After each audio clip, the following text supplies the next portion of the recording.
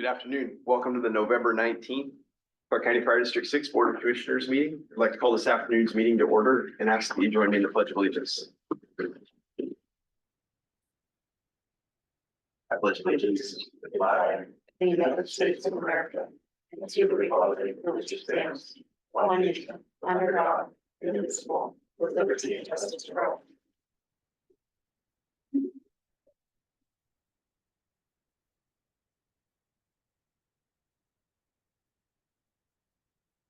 At this time, I'd ask for any additions to this afternoon's agenda. None here. Need to read, approve, post as necessary the minutes of our November 7th board meeting. Second. Moved and seconded. All those in favor? Aye. Correspondence this afternoon. I didn't see anything added to the packet. Citizen communication, citizens viewing this afternoon's meeting can communicate directly with the board using that chat feature that will be monitored throughout this afternoon's meeting. Committee reports. Risk Management Group, Commissioner Haynes. Yep, the risk management group met and we've renewed all of our, did all of our annual renewals and paid our bills as necessary. Thank you. Fairgrounds Fire Facility Board, Commissioner Losbeck. Replaced a couple HVAC units, which we have planned on doing to do the last two next year. And I think we're gonna have a sign going up on the north side of the station in the near future. 102 calls. It was 100 to 104 calls last month. And about 11. Thank you. EMS District 2 report, Chief Mauer. So EMS District 2 met yesterday. The county council group decided to form a work group. So that work group consists of the medical program director, the 3 fire chiefs from the fire agency service and PRESA, as well as the EMS District 2 board. So we're moving forward with the process of securing a consultant through RFP. That should be completed by mid-January. That consultant will look specifically at what is the best system for EMS District 2. And then from there, we'll have to go out with another RFP to look at getting an ambulance contract for our area. But we're meeting all the timelines so far. Great, thank you for the update. Consent agenda. Move for approval. Second. Second. Sorry. Motion's been made and seconded. All those in favor? Aye. Chief's report. October 2024 overtime summary report, a total of 164,838.71 was paid out in overtime. Most of that being shift replacement. October 2024 budget performance reports. So this time we anticipate that we would be expended at 83.3%. We've expended 66.8 from fire and 69.6 from EMS. Just so the board's aware though, we will be asking for almost $1 million transfer from the budget to cover our bond payments. So that will reduce greatly once that transfers taken effect. Thank you. No facility report this meeting, correct? Not unless you have questions for Chief Newberry. Any commissioners have any questions related to facilities for Chief Newberry? Did we get permission from the county to go forward with everything, or we still missing it? There's basically 3 areas that were in question. 2 of them have been resolved. The third one is still being reviewed, but it gave us a lot of flexibility to start with as a social. We're still looking for. Financial motivation has been delayed until March 12th. Do we have a home? I believe so. Okay, We have a home till the end of March. All right. we could get it right here. Moving forward, thank you. Moving on to old business preliminary budget. So I just wanted to update the board since the public hearing on the preliminary budget, we've made some modifications, and so I wanted to outline those for you. But nothing much changed in the levy rates or the property tax collection. However, in expenditures, we added 5 additional new positions instead of 4 additional new positions. And those positions were set at lateral firefighter paramedic, so that increases the salary that we'd be paying for those positions. So when we adjusted the expenditures, especially in salaries and benefits, the total expenditures and transfers in fire budget was just under 25 million. So again, those changes are the 5 new positions. And then one thing to note is with the new CBA, there is a 1% increase overall, but there is a higher percentage increase in the classification. So all of those benefits and salaries with those members changed. And that's outlined in their memo. Nothing changed in emergency medical. And so when you look at the total minimum fund balance, again, we have that 35% required carryover. With those adjustments, it brought fire to 47.92% carryover and EMS to 42.9% carryover. I just wanted to outline those changes. Attached to that, on the last page is future staffing options, and these are how we will deploy those 5 new positions, how they will deploy within our ranks. So you can see starting January 1st of this year, we will have our first in-service 4-person engine company being Engine 6-4. So that will be staffed with 4. Then if you look, once we add those additional 5 positions, anticipating they go online by August 1st of 2025, you can see how the different deployment options look. One option is increasing our staffing on our engine apparatus, and the other option is deploying a new squad into the rotation. If you look at both of those future staffing options at the bottom, we carry over 5 personnel on each shift. Our minimum staffing at District 6 for the CBA is 15. So those 5 personnel, their function will be to buffer the staffing on those engines and apparatus, or to cover long-term disabilities, which we've gotten hit with a lot this past year. So this is where staff bills is appropriate with the funds that we're getting, is to increase the staffing by 5. And of course, those deployments are all subject to the standards of cover and strategic plan that we will do early next year. Plus we have an additional office. Plus, we added an Six. additional staff position.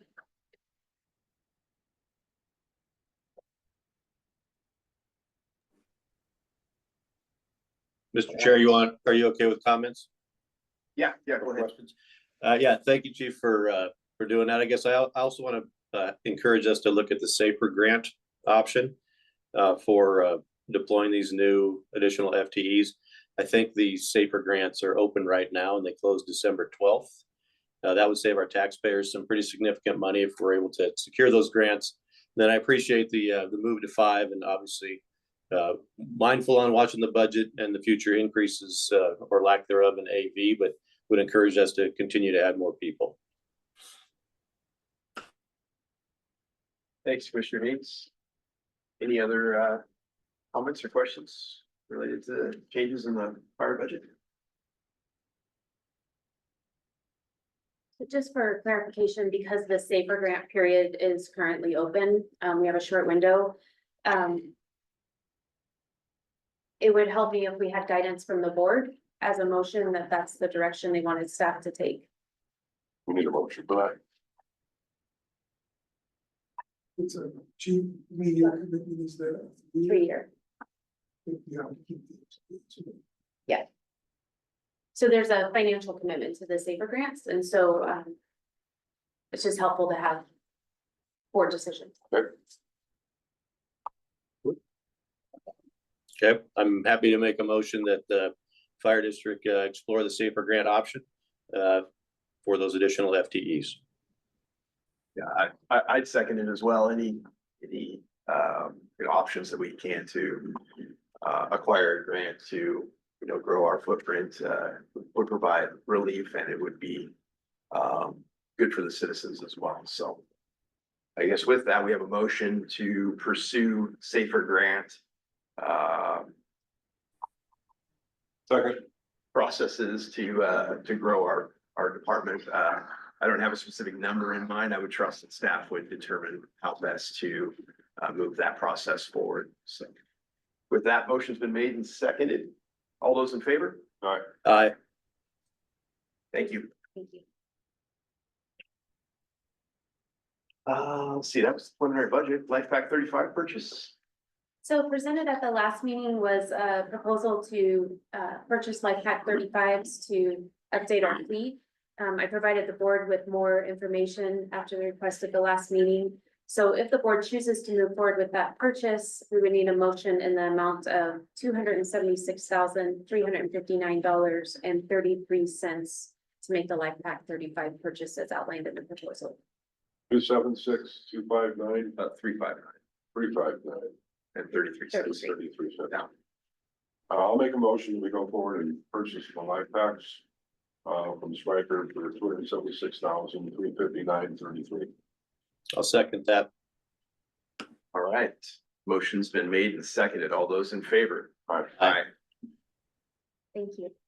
Thank you. thanks for the additional. Appreciate your additional information as well. Let's see, moving on to new business, new district hire.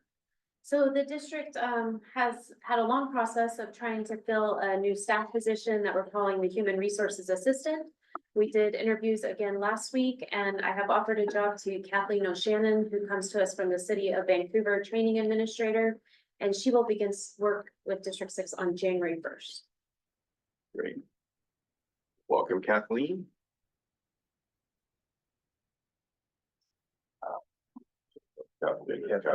It's gonna be easy to do this. Yeah. We get in trouble for that. Yeah. maybe I'll edit that. 2025 WFCA Employer Application and Eligibility Contribution Form. So this is our benefits package for healthcare, and so it just needs to be signed or approved and signed by the board. We're making a motion to approve the WFCA healthcare program for 2025. Second. Motion's been made and seconded. All those in favor? All right, Aye. Just out of curiosity, what was the increase amount, percentage wise? 6.9. 6.9. Okay, thank you. Debt services payment. So twice a year, we have to make payments on the two bonds that we hold. The 2017 debt services payment with principal and interest is $583,500. And the 2021 debt services payment with principal and interest is $383,25. So the board will need to make a motion to transfer a total of $966,525 from 6212 to 6213 for the purpose of the debt service payment. Make a motion, we transfer $966,525. 0.00 from 6212, 6013 for our bond indebtedness. Second. All right, motion's been made and seconded. All those in favor? Aye. Next up, we have resolution 2024-05, 2025 preliminary fire suppression budget. So this resolution has been provided by the board secretary, and this is for us to collect the taxes in 2025 and approve our preliminary fire suppression budget. So a motion is required to authorize the collection of the property funds. Make a motion to approve resolution 2024-05, preliminary fire suppression budget. Second. All right, motion's been made and seconded. All those in favor? Aye. Aye. Aye. All right, next up's resolution 2024-06, 1% increase in emergency services property tax. So this is a resolution that will allow us to increase the collection of property taxes by 1% over the previous year for the 2025 EMS budget, which is allowable by law. The board needs to make a motion to authorize the collection of these property tax funds. Make a motion to authorize resolution 2024-06, 1% increase in EMS property tax. Second. All right, motion's been made and seconded. All those in favor? Aye. All right, resolution 2024-07, 2025 preliminary emergency medical services budget. So this resolution has been provided by the board secretary for the county to collect taxes for the 2025 EMS budget. A motion is required to authorize the collection of these property taxes. Make a motion to authorize resolution 2024-07, 2025 preliminary EMS budget. Second. All right, motion's been made and seconded. All those in favor? Aye. Next, levy certification. This requires no board action, just to let you know that Chief Taylor, or, I'm sorry, Secretary Taylor will certify the levy. Okay. Thank you. Washington State Auditor Report. The auditor report has been included in your packet. I'm proud to report that we had a clean audit for 2023. Great news. Thank you to all the staff that contributed to the completion of that audit.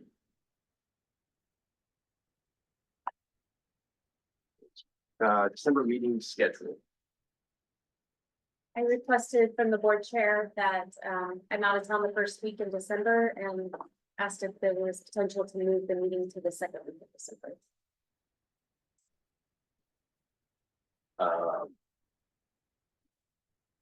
The only days I'm available that week is the 9th and 10th at 6 o'clock. 9th is Monday. I'm available on the 9th.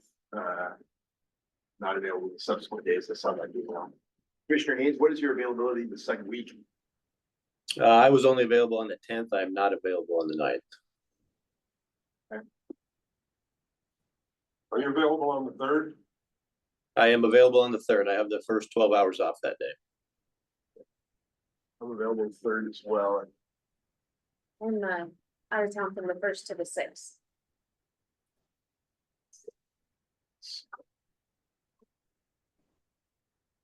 You're gonna present tonight. Give us some information, executive session. About.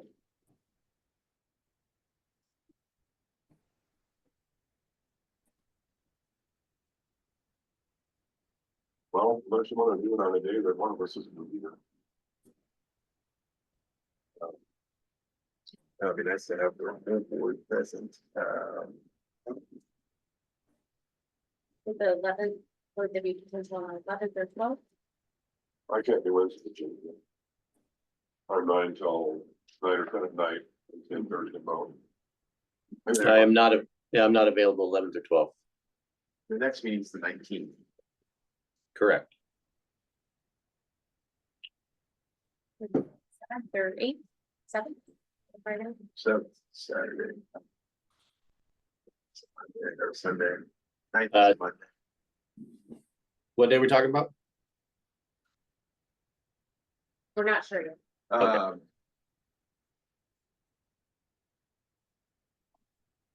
Would it be possible just to meet on the 3rd and maybe have staff do a presentation, or do we need something specific from the fire chief on the 3rd?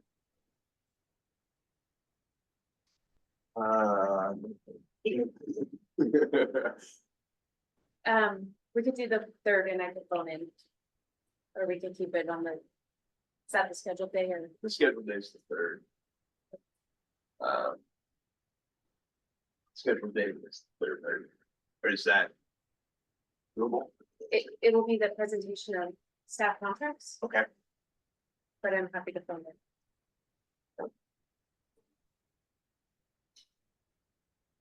Commissioner Haynes, are you good with that? On the 3rd, keeping the 3rd? Yeah, Yes. that work best for you? Mine is good. Okay.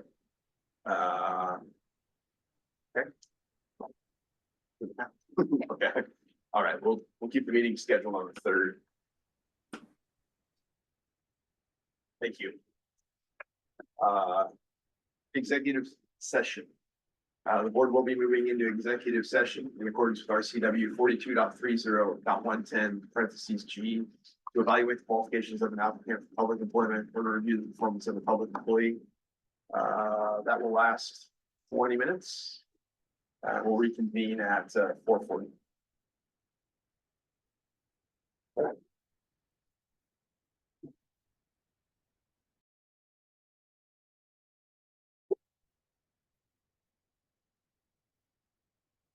Met the executive session and took no action. Roundtable, good of the order? Good.